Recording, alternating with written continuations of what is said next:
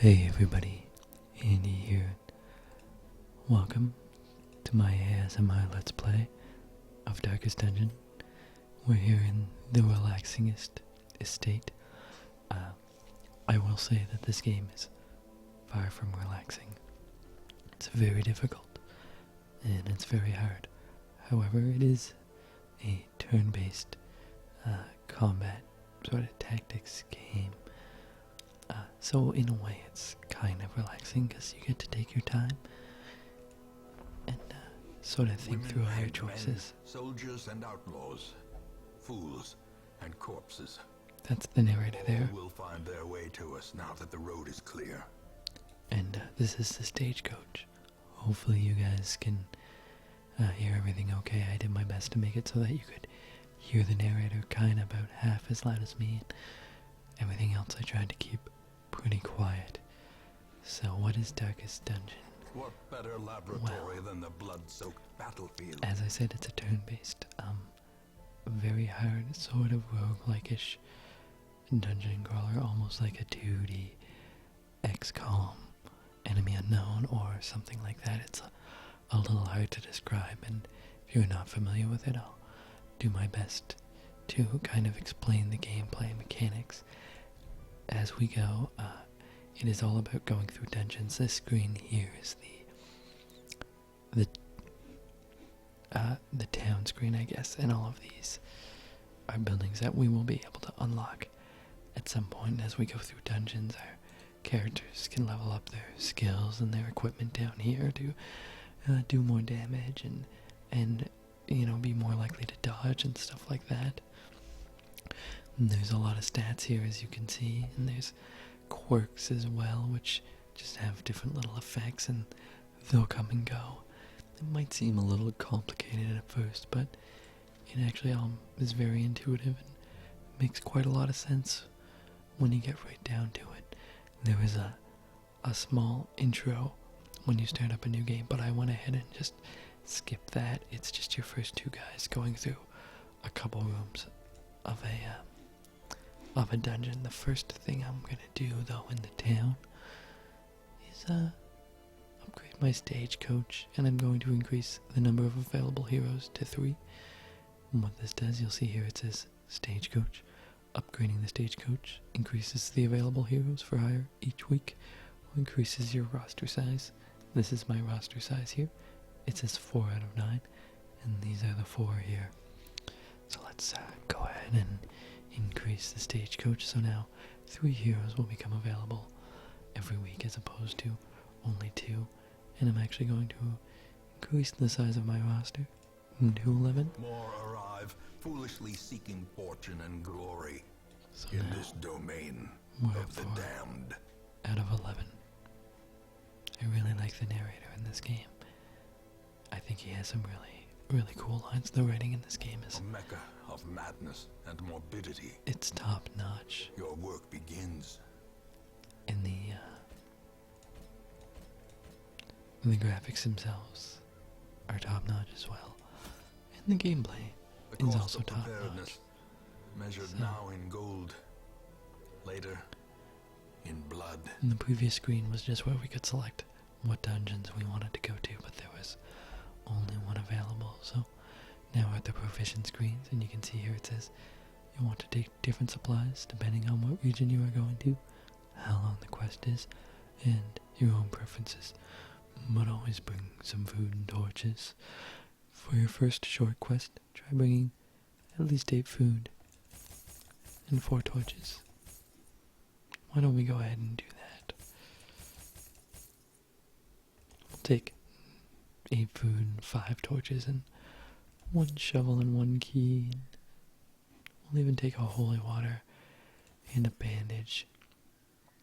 And these things can be used to cure bleeding, or they can be used on different interactable objects in the dungeon. And I'm gonna go ahead and embark so we can go right into the first dungeon here. Once holy idols and shrines have been corrupted to favor pagan gods, holy water can help restore them to their rightful condition. The fiends must be driven back. And what better place to begin than the seat of our noble line? Okay, so this isn't the best place to start because we'll have to go up one way and then backtrack the other. But it really shouldn't be too bad. I will say that I'm not the greatest at this game, but that's okay because I have a lot of fun playing it, and that's really all that matters. So I just read that, and it was an unsettling passage. So I gave myself 25 stress, which I haven't even talked about yet. Oh, that's a trap. I managed to dodge it, which is lucky. The way that stress works in this game is the more stressed out your heroes get, this little bar at the bottom builds, and if that reaches 100, they will become afflicted. And when they're afflicted, usually a bad thing happens.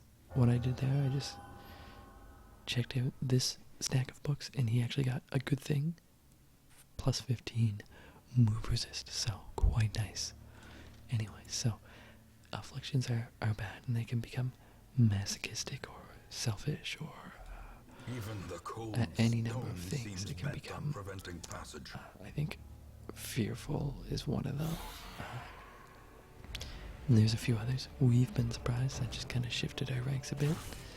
She's been critically hit for the enemy, which is, those two things are two of the worst things to happen in your very first enemy encounter. But that's the way this game works. It's horribly unforgiving, and these guys can die, and sometimes fairly easily actually, and they more than likely will die. So this guy just died on his turn because I actually inflicted bleed with the highwayman, which is this guy's class. My ranks are getting very shuffled around here, but it's not too bad because I think they can still all go. So this is commune, and I can toss a plague grenade here, and you'll see underneath the icon you'll see 4 circles to the left and 4 circles to the right. The left shows you where they can use that attack from, or that skill, and the right shows you what enemies they'll hit. You'll notice the right 2 red circles have a line connecting them. That means it would hit both of them if there was a 4th enemy back there. I think what we're going to do is Noxious Blast, and you can see I can use that from the back 3 rows, and it will hit the 2 front row enemies, and it's a ranged attack. ACC bases its accuracy, so my chance to hit is 80%. You'll see this guy's called a Bone Defender, and you look down at the bottom, it says hero to hit 80%. This does negative 33% damage, so my damage is 3 to 6, but the damage that I'll be able to do to this is 3 to 5 because of the damage reduction. And it will blight this enemy for 3 points for 3 rounds, so 9 total, which is actually quite nice. I'm gonna go ahead and do it to the Bone Defender actually. Okay. And the Bone Defender Axe-bladed. Okay, so Reynold here I can smite, or I could Zealous Accusation, which is pretty nice to do sometimes. I am going to smite though. Whereas this isn't an unholy monster, it does an additional 15% damage. I have an 80% chance to hit. That 12 is nice. So whereas he only has 5 HP left, he is very close to death. Now Grape Shot Blast is a very nice Highwayman ability, which I'm going to use right now. 75% chance to hit, and it does negative 50% damage, and negative 7% chance to crit. So I don't even think I can crit. I can't, but it hits 3 targets. So there you go. And now great, the Bone Defender will die from the blight damage on his turn, because blight damage is 3, and his HP is only 2. And I believe I'm going to go with Elimination here. Oh wait, I would like to use, I guess it doesn't matter what I use, Divine Grace, because it's a heal. This Vestal is basically a healer. And the heals aren't a lot, but they are actually kind of necessary to do a lot of the times. We're gonna Noxious. Why don't we blinding cast this guy? This is a stun attack. We did in fact stun him, so he won't get to go this turn, which is really nice. And the Cultist Acolyte is almost dead, but she does have 1 HP left, which is unfortunate. But something a grape shot blast can't the fix. greater the glory. But will I grape shot blast? I will, so we can kill her. And Give now them no he's quarter. that much more damaged. We'll noxious blast this guy here, and the bone armless is gonna get one more turn. But Dismiss has dodged it. Confidence And crit surges for as 20 the enemy is quite crumbles. nice in there. Anytime you get a credit, will reduce some of your stress, and hopefully a couple other characters in your party stress as well. We have a sarcophagus. I don't know if holy water will do anything. It didn't. It was worth a shot, though. I'm just going to try to open it, and we found some hidden treasures. If only There was a treasure chance could that staunch could the have been flow bad. of I don't know otherworldly what corruption. bad thing it could have been, but we have an alchemy table here, which I'm not actually going to worry about. On the way back, I believe if I use a torch on it, it will fill my torch, which I haven't actually talked about yet, so why don't I talk about torchlight right now. The way torchlight works, you can see up here, it shows the torch, and it's dim light at 64. This bar kind of shows it as well. Each one of these is intervals of 25, so right there would be about 25, 50, 75, in between, obviously 64. Okay, and the way torchlight works is the higher your torchlight, the better scouting chance you have, and the better chance of surprising monsters you have. However, the lower the torchlight, the increased amount of stress that your heroes will receive, as well as a few other things. You have an increased chance of being surprised, and you also have enemy crits will get higher, and things like that, and less scouting chance, of course, as well. Nightmarish creatures can be felled. Okay, They so we can found a be trinket beaten. here. It's a stalwart buckle. It's a highwayman only, so only Dismass can use it. And it has a plus 20 move and stun resist, but a negative 10 to bleed and blight resist. So, I don't actually think that's worth putting on him, so I'm not going to. And the sack's contents are yours, $50 is pretty cheap payout. And I don't think there's going to be anything in this room. There was not. So let's head back this way. And you'll see, whenever you fire up a torch, it gives you plus 25 to your light. But sometimes these things that you can interact with, you can use items here in the middle. And sometimes good things happen. The light, the promise of safety. That put my light up to 100. Now, monsters have an increased chance of being surprised, and our scouting chances gonna be a lot better as well. And it's, at least in the first, many weeks of the game, it's probably a lot better idea to keep your light high. When the light is low, you actually have increased loot as well. So there is an advantage to low light if you want to try to get more loot from your dungeon runs. That's when you would want to do that, but you would want to wait till your guys are probably quite a lot stronger, and maybe something you can do to manage stress and stuff like that. We are going to eat 4 of our food. We only have, I should have explained that a little better, I just kind of breezed through it, but randomly something will pop up saying that you're hungry, and then you have to eat 1 food per party member. So in my case, 4 food. And we got scouting once again. You'll see down here at the map. This is a room, by the way, and these are hallways, which I probably should have explained. So that's the door we came out of. We're actually right here, and there's a decorative urn here. I believe we can use holy water on this. It dissolved the ashes, and we got 3 jades and 1 onyx, which is actually 250 each plus 500. That's really good, actually. This crate contains stashed heirlooms. This is explaining the torch. The light is fading. The current torch level greatly affects many mechanics in the game. The darker it gets, stats, the harder things get, but the better the rewards. I already knew that though, as I was just explaining it to you guys. Okay, actually I think it's high time we fire one up. You'll notice some stuff in my inventory are outlined in different colors. The ones in purple are the heirlooms, which are actually used to upgrade your... Oh, we got scouting, excuse me. The heirlooms are used to upgrade your town, which I will do a bit of, again, at the end of this dungeon, most likely. Let's go ahead and noxious blast these guys, or at least one of them.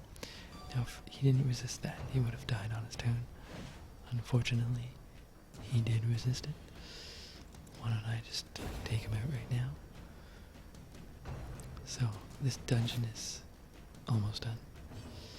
And, things actually went fairly decently. I mean, it's not over yet, but I don't suspect things are gonna go horribly awry. That was a really nice double kill. As victories Another mount, jade plus so too 100 will gold. resistance.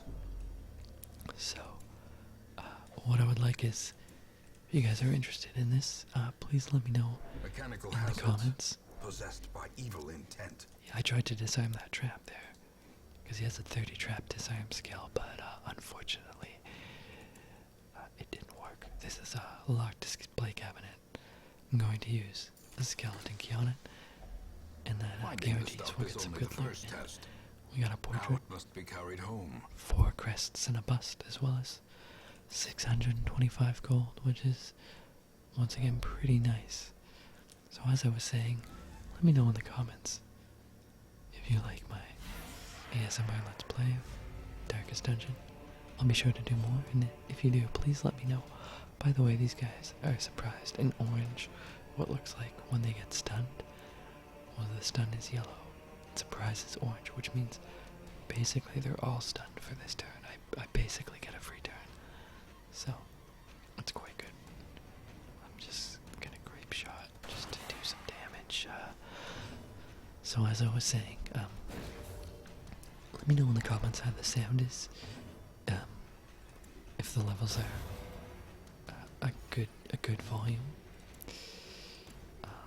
I'd like to make sure that the game volume isn't too loud and that my voice isn't too quiet. I tried to strike the best balance I could, so hopefully I did a decent job. And let's go ahead and take out that brawler.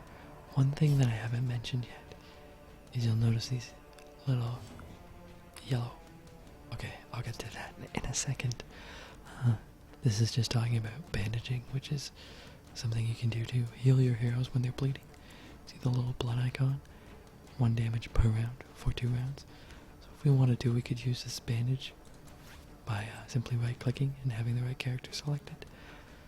And that will use the bandage, and you'll see the bleeding is gone.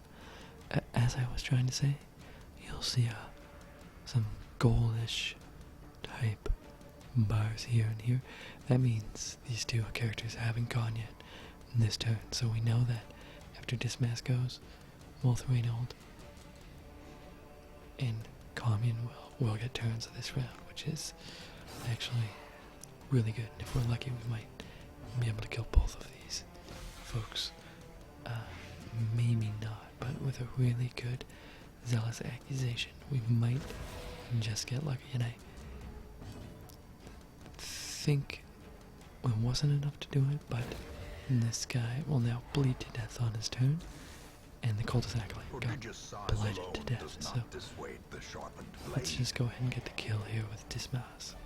This expedition at least Okay, promises we got success. 2 busts, some onyx, and some gold. And we have an heirloom chest here. It has a key right here, which means if we used a key on it, we would likely get better rewards than what we just got. I got an interesting trinket here. Trinkets can go down here. This, however, is a class-specific trinket. This is for cultists only, and it increases my crit chance against Eldritch, but decreases my blade resist. And that's it. This dungeon has been fully explored, as you can see on the map. And once you complete a quest, you just click up here to exit the dungeon, which of course we're going to do right now. Hole by hole, we reclaim And this what is is the ours. victory screen. These are the quest rewards. So we got $3,000, 2 busts, and 2 crests for our quest rewards. But then this is the treasure that we found in the dungeon, which is 3,675. And these are collected heirlooms, which it shows you how many you got right here. So all things considered, I think we made out pretty decently. And this is the victory screen. It just shows your experience. Your resolve XP is basically your experience. You'll see here they're all level 1. These 2 were level 0. When you take a level 0 hero through a dungeon, they just become level 1. And you can see this white bar. Once that fills up, these guys will reach level 2, and it all goes up just a little bit based on whatever, based on every dungeon that you do. So this guy got a new negative quirk. Negative quirks are red, and positive ones are more of a yellow color. So let's take a look at this one. Suffers intense needs to do specific actions, so we might need to like interact with certain objects or something like that. Common here's Slayer of Eldritch, so an increased accuracy and crit chance. And Bolin here has Fear of Mankind and Unyielding. Fear of Mankind is basically she does a little bit worse against humans, and Unyielding is an increased death blow resist. We haven't got into death blow yet, but our estate was the envy of this land. once you get to 0 HP, you're not actually dead. But you can simply get killed. Your next hit, if you remain at 0 HP, you'll see your death blow resist 67. So if he had 0 out of his max 33 HP and got attacked, he would either resist the death blow, or he wouldn't, in which case he would die, and there would be no coming back for him. He would just be dead. So down here, this is our activity log. These are our quest goals. As you can see, we need to defeat quite a few different bosses. We also need to raise all of the different classes up to resolve level 6, which will actually take quite a while. And you'll see here, we've unlocked the tavern and the abbey. And Bolin and Commune are now level 1. They're apprentices, which is good. So over here, you can sort by their level, or by their stress, by their class, and sort by activity, which probably means when you put people in the tavern, which I'll show you now. Fresh kegs, The tavern cards, is and curtained rooms promise solace to the weary and It's a the broken place- alike. It's a place to relieve stress. Heroes relieve stress by taking part in activities at the tavern and the abbey, which are the 2 buildings that we have unlocked. Experiment to find the best activity for each hero, depending on their quirks. Committing a hero to an activity locks them in that activity until the next week. You'll have to take a different hero with you on your next quest. So this would probably put the ones that are, drinking it off, or gambling, or, just doing one of the activities to de-stress in the tavern or the abbey, probably put them to the bottom of the ranks. You can upgrade the tavern here. I could upgrade it right now, but I'm actually not going to. You'll see the cost here. 2 portraits and 4 crests, and all of these say increase stress recovery. We'll be able to increase them more in the future and do things like lower the cost. Right now it's $1,000, which I don't actually want to do. Also, as we unlock these, we'll open up more slots so that we could put, say, 2 to 3 people in the bar. And the abbey works pretty much the Cobwebs have exact been same. dusted, the pews set straight. This is The upgraded abbey with calls busts to the faithful. and crests, and we will most definitely be upgrading the abbey first, although we won't be doing any of that right now either. you'll see this person here, the caretaker, is currently enjoying this activity. Basically, that means you can't put a hero in there, and that will randomly happen in the Abbey. And the tavern actually has the bartender as well sometimes is doing one of these activities. Now let's take a look at our stagecoach. And we have 3 new heroes. I would love to upgrade the barracks again, but I can't. We're going to take the Crusader. Let's look at him first. He has -1 to crit and Fear of Eldritch, but he has Slugger, which is plus 10 damage, which is really good, and Wield Tactician, which is plus 15 damage in the wield. So this guy will totally kick butt in the wield. We're going to take him. Mighty sword arm We're going anchored by to holy change his purpose. color A zealous warrior. to this one just to make him look a little bit different. Let's take a look at our new Black Doctor. Vanguard is really good, increased speed and dodge for the first round, and amateur weaponsmith, but light below 25, and he has -2 speed, or I should say she, because I'm pretty sure Black Doctors are in fact she's. Also, the skills that they have unlocked also vary from character to character. And these are camping skills, which we won't get into until we actually need to do some camping. So we'll take the Black Doctor, and this is another class called the Grave Robber, and each class is obviously just has different skills that they can do. This is Gombolt, and they have really weird names. Sometimes Gombolt is plus 10 blight resist and is stout, so it's plus 15 heal received, but is a ruins phobe and has Plutomania, manic for money. Not exactly sure what that does, but it doesn't sound the best. We'll go ahead and take With a keen Gombolt as well. Gold gleams like a dagger's point. Let's take a look at the graveyard. When we lose people, which Most will is end up almost here, inevitable, covered they in the will end up poisoned here. earth, awaiting merciful And, oblivion. I believe that's all we can do now.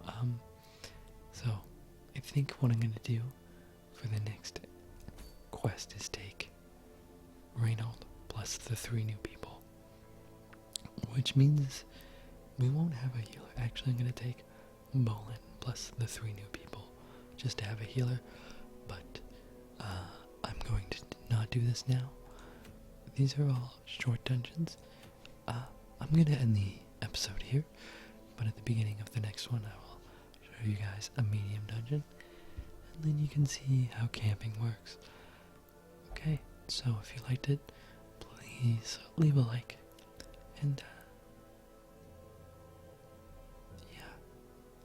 let me know how things sounded and how things looked, and let me know if you enjoyed the episode. Okay, thanks very much for watching. This is Andy from AMSR Let's Plays.